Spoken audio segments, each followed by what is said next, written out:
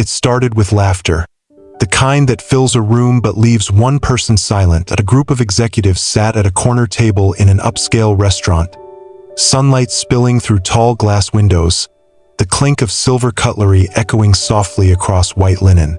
Among them sat Ethan Price, a senior manager with a loud voice and a sharper tongue, and across from him, a quiet woman he barely acknowledged. Maya, a new face at the firm, and no one noticed the way her hands stayed folded in her lap, or how she glanced at the menu with quiet care. But Ethan noticed, and he didn't like what he assumed. He leaned back in his chair, smirking.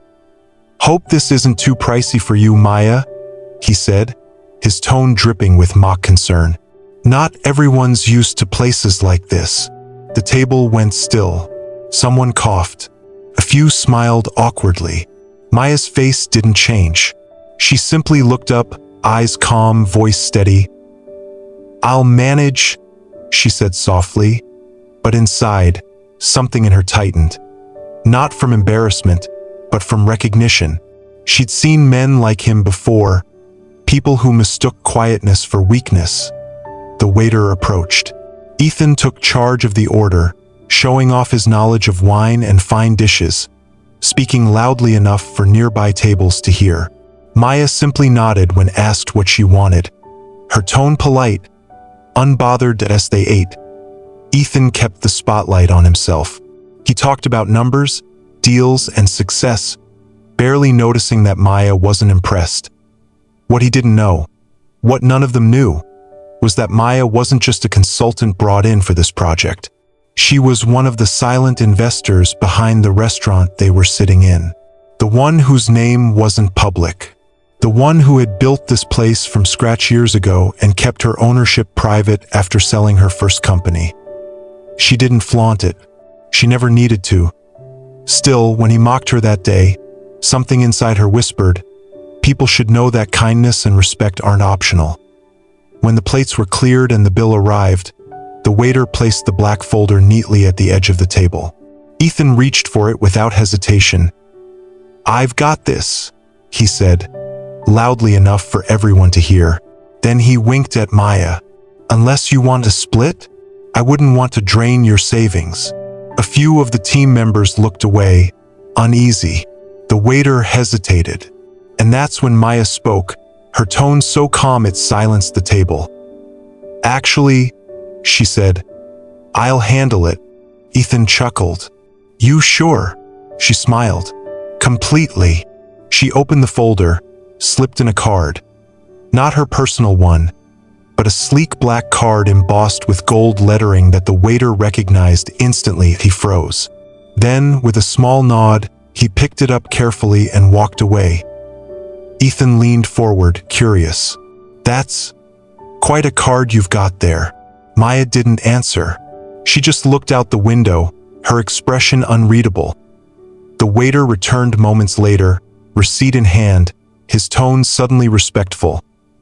"Thank you, Ms. Patel," he said quietly, bowing his head slightly before leaving.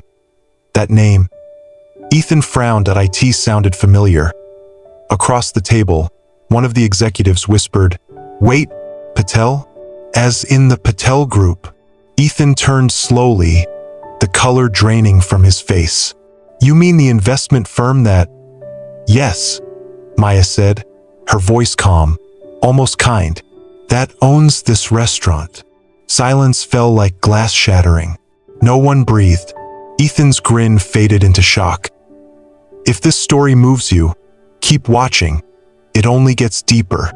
Maya didn't raise her voice. She didn't gloat. She simply leaned forward and said, "You know, Ethan, I've been in rooms like this all my life. Rooms where people assume someone's worth based on how they look, what they wear, or what car they drive. But I've learned that respect isn't something you give because of status. It's what defines your character before anyone knows your title." Her words were gentle, but they hit harder than anger ever could. The others sat in stunned silence.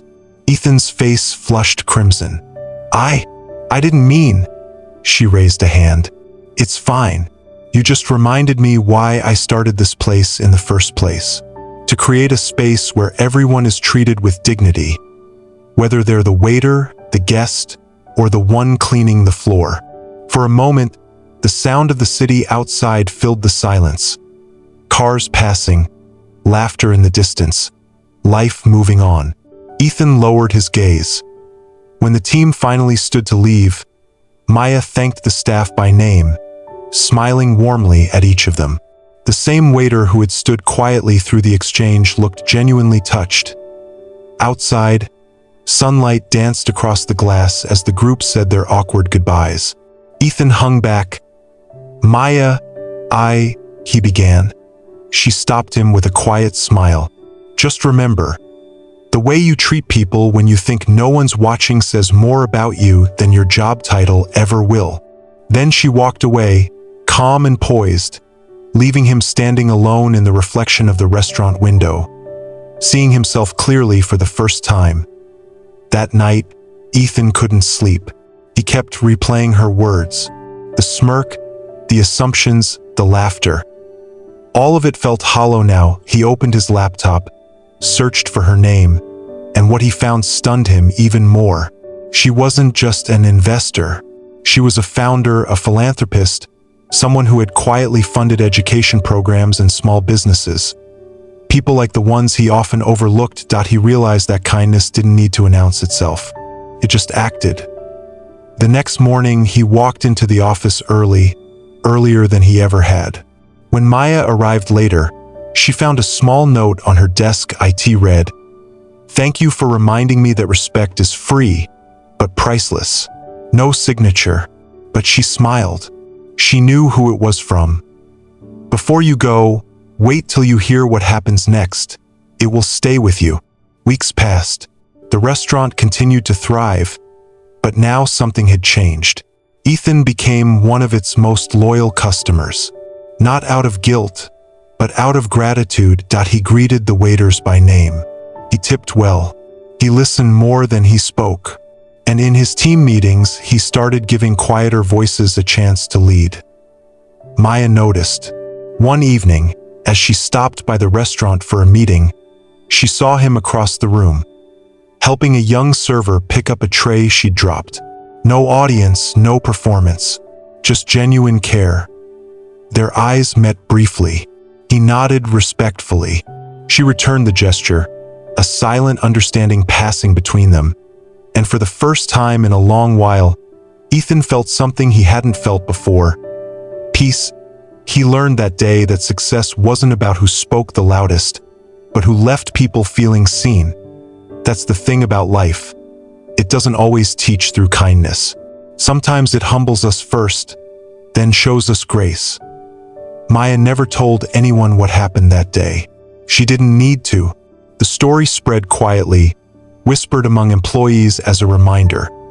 You never know who you're talking to. In a world full of voices fighting to be heard, the quiet ones often carry the loudest truths. So the next time you find yourself judging someone's worth, remember Maya, sitting calm in that restaurant, teaching everyone a lesson without raising her voice. Because true power doesn't humiliate. It heals. If this story touched your heart, please like, share, and subscribe to Kindness Loom, where we bring real stories of kindness, courage, and second chances.